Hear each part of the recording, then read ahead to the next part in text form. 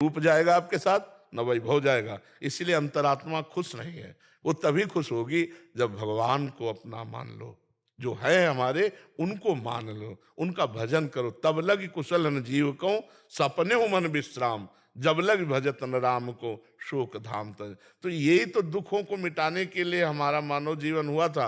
अब वो गृहस्थी संसार के राग में भगवान को भूल गए। अब जब आगे भय दिखाई दे रहा है तो हमें चिंता लग रही।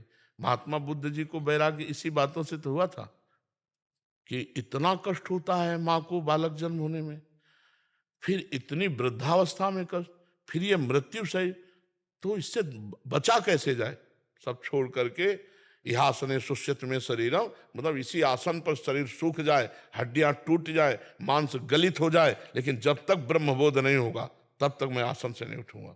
उसे बोध वृक्ष कहते, जहां महात्मा बुद्ध ने हट करके और भगवान का अनुभव किया, ब्रह्म का। यद्यपि वो ब्रह्म स्वरूप ही है, हमारे शास्त्रों में तो भगवान का अवतार कहा गए हैं, महात्मा बुद्ध जी को अवतार कहा गया। इसके बाद ही कल की अवतार की चर्चा आती है।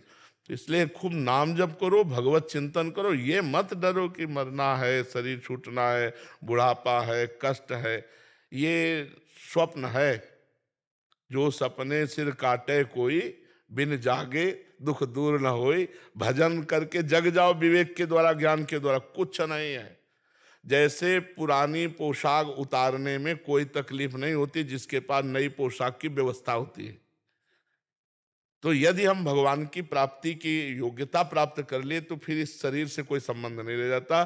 जैसे सांप को अपनी पुरानी केचुल पर कोई प्रियता नहीं होती, ऐसे भगवत प्राप्त महात्मा, चाहे स्त्री हो चाहे पुरुष, उसको शरीर प्रियता नहीं होती। शरीर के दुख सुख आते हैं, अब जैसे पिटाई हो या कष्ट हो, ऐसे होगा, पर उसको इस बात की व्यथा नहीं होगी। इसका भोग है, भोग रहा है, हमें डरना नहीं है।